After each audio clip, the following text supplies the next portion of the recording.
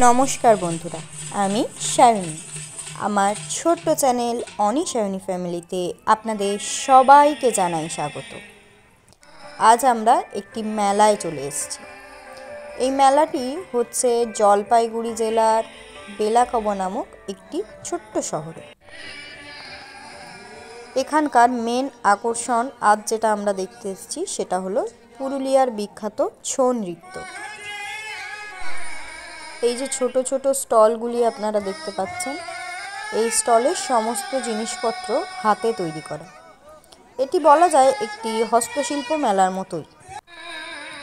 চলুন আমরা আস্তে আস্তে এবার স্টেজের দিকে এগিয়ে যাচ্ছি আজকের বিশেষ আকর্ষণ ছৌ নৃত্য দেখার উদ্দেশ্যে। ছৌ নৃত্য শুরু হওয়ার আগে এখানে আদিবাসী একটি নাচ উপস্থাপন করা হয়েছে।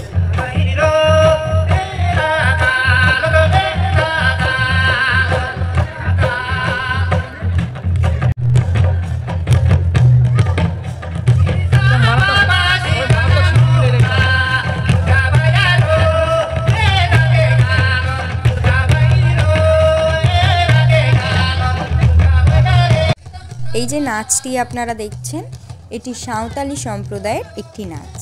নাচটা বেশ ভালোই, আমি তো প্রথমবার দেখলাম, আমার বেশ ভালো লাগলো। আপনারাও জানাবেন আপনারা দেখেছেন কিনা এর আগে।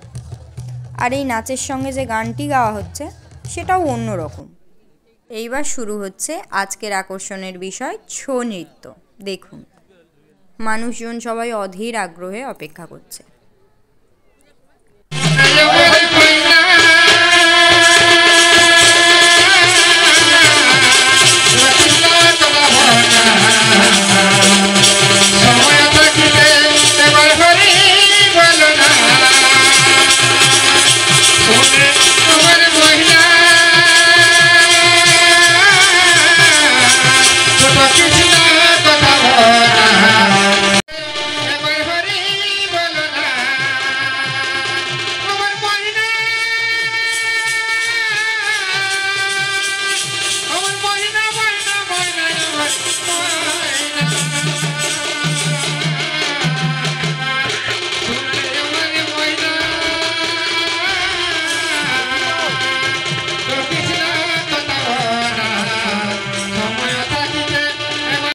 এই যে সেই আকর্ষণ ছৌ নৃত্য, আমার তো বেশ ভালো লাগলো। আপনারাও দেখে জানাবেন আপনাদের কেমন লাগলো। এই ছৌ নৃত্য একটি পালার মতো করে হয়, যেটা 1 ঘন্টা বা 45 মিনিটে।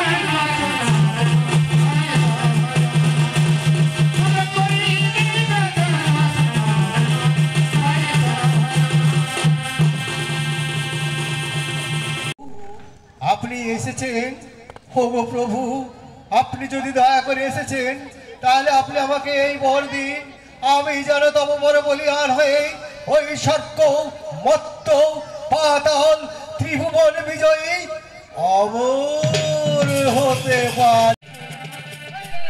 আজকের এই ছৌ নৃত্যে তুলে ধরা হয়েছে মা দুর্গার মহিষাসুর বধ পর্বটি। আপনারা দেখুন, আপনাদের ভালো লাগবে। এটাও বেশ অন্যরকম একটি অনুষ্ঠান আজ আমি দেখলাম। পরিবার জন্যই তোমাকে সৃষ্টি করেছি, বেশ তাই হবে দেবগণ, আমি অবশ্যই করিবই মহিষাসুরের নিধন। কিন্তু আমি যে এখন নিরস্ত, তাই তোমাদের নিজ নিজ অস্ত্র দান করে করো আমায় সশস্ত্র, তারপর করিব আমি ওই মহিষাসুরে পরাস্ত। তাই দেবগণ দেবীর কথা শুনে তাদের নিজ অস্ত্র দেবীকে দান করতে লাগলেন। প্রথমে ব্রহ্মা দিলেন তার নিজ অস্ত্র,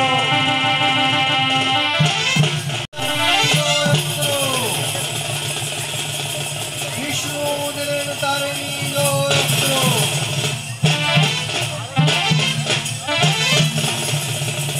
মহাদেব দিলেন তার পরম শক্তিশালী ত্রিশূল।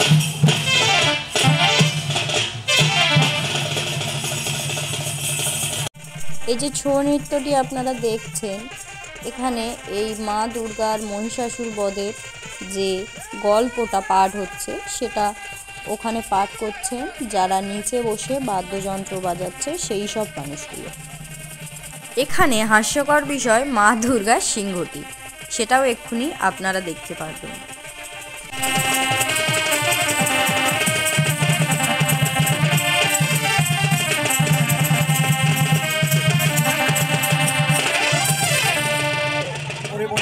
সিংহ, তুই অসময়ে করিস না বিরক্ত বাবা।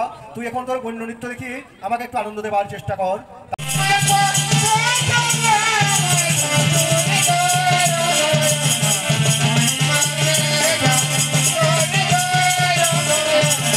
প্রায় মা দুর্গা মহিষাসুর বধ করবে সেরকম অবস্থায় চলে এসছে আজকের অনুষ্ঠান।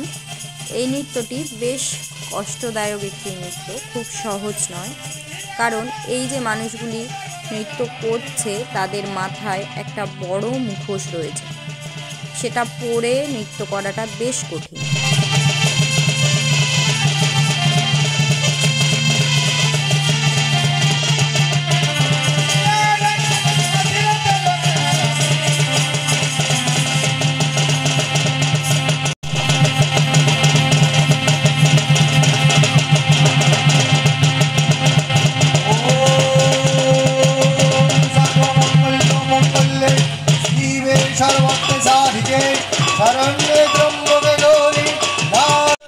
মা দুর্গা অসুর বধ করে ফেলেছে, আর আমরাও এবার রওনা দেব বাড়ি যাওয়ার উদ্দেশ্যে।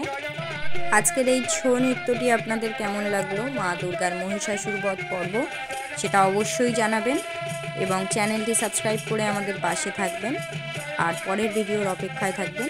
এই যে আমরা এবার বাড়ির দিকে এগিয়ে যাচ্ছি। তো আজকের ভিডিওটি এখানেই শেষ করলাম। নমস্কার।